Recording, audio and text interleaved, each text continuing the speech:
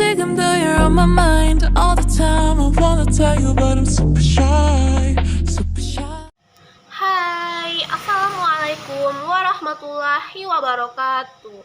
Perkenalkan, nama saya Nurmayati Arifa Ilhami, biasa dipanggil Rifa. Saya sekarang kuliah di Universitas Negeri Padang di Fakultas Ilmu Pendidikan dengan Departemen Pendidikan Luar Biasa.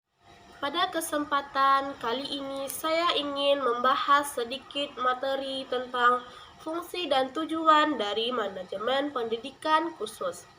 Sebelum kita mengetahui apa itu fungsi dan apa itu tujuan dari manajemen pendidikan khusus, sebaiknya kita mengetahui dulu apa yang dimaksud dengan manajemen dan apa yang dimaksud dengan pendidikan khusus. Menurut Melayu SP Hasibuan 1995 dalam bukunya yang berjudul Manajemen Sumber Daya Manusia, ia mengemukakan bahwa manajemen adalah ilmu dan seni mengatur proses pemanfaatan sumber daya manusia dan sumber-sumber lainnya secara efektif dan efisien untuk mencapai tujuan tertentu. Dapat kita tarik kesimpulan bahwa manajemen merupakan kebutuhan yang niscaya untuk memudahkan dan memperlancarkan pencapaian tujuan manusia dalam organisasi serta mengelola berbagai sumber organisasi seperti sarana dan prasarana waktu, sumber daya manusia, metode dan lainnya secara efektif, inovatif, kreatif, solutif, dan efisien. Sedangkan manajemen pendidikan ialah suatu sistem pengelolaan dan penataan sumber daya pendidikan seperti tenaga kependidikan, peserta didik, masyarakat, kurikulum, sarana dan prasarana pendidikan, tata laksana, dan lingkungan pendidikan.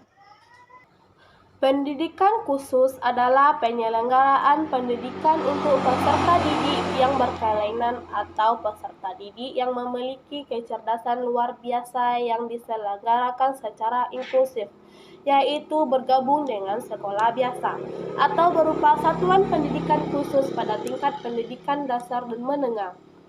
Tujuan dari pendidikan khusus ini adalah membantu peserta didik yang menyandang kelainan fisik dan mental agar mampu mengembangkan sikap, pengetahuan, dan keterampilan sebagai pribadi maupun anggota masyarakat dalam mengadakan hubungan timbal balik dengan lingkungan sosial, budaya, dan alam sekitar sehingga dapat mengembangkan kemampuan dalam dunia kerja atau mengikuti pendidikan selanjutnya.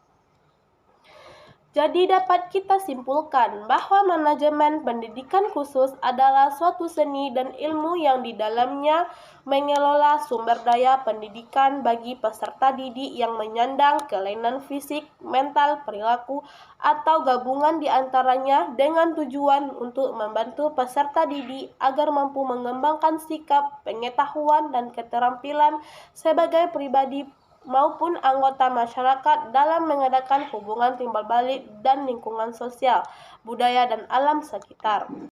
Baik, hanya sedikit itu ulasan mengenai tentang apa itu manajemen pendidikan khusus. Selanjutnya kita masuk kepada tentang tujuan dan fungsi dari manajemen pendidikan khusus. Selanjutnya materi tentang tujuan dari manajemen pendidikan khusus. Yang pertama yaitu terwujudnya suasana belajar dan proses pembelajaran yang aktif, inovatif, kreatif, efektif, dan menyenangkan. Yang kedua, terciptanya peserta didik yang aktif dalam mengembangkan potensi dirinya untuk memiliki kekuatan spiritual, keagamaan, pengendalian diri, kepribadian, kecerdasan, akhlak mulia, serta keterampilan yang diperlukan dirinya, masyarakat, bangsa, dan negara. Yang ketiga, tercapai tujuan pendidikan secara efektif dan efisien. Yang keempat, terbekalinya tenaga kependidikan dengan teori tentang proses dan tugas administrasi pendidikan. Yang terakhir, tujuan dari manajemen pendidikan khusus adalah teratasinya masalah mutu pendidikan di Indonesia. Materi yang terakhir yaitu fungsi dari manajemen pendidikan khusus. Fungsi manajemen pendidikan khusus ada 4. Yang pertama, perencanaan atau planning. Yang kedua yaitu organizing atau pengorganisasian. Yang ketiga, actuating atau kegiatan. Yang keempat, controlling atau pengawasan. Maka kita dapat menjelaskan satu persatu dari fungsi manajemen pendidikan khusus. Yang pertama yaitu planning atau perencanaan.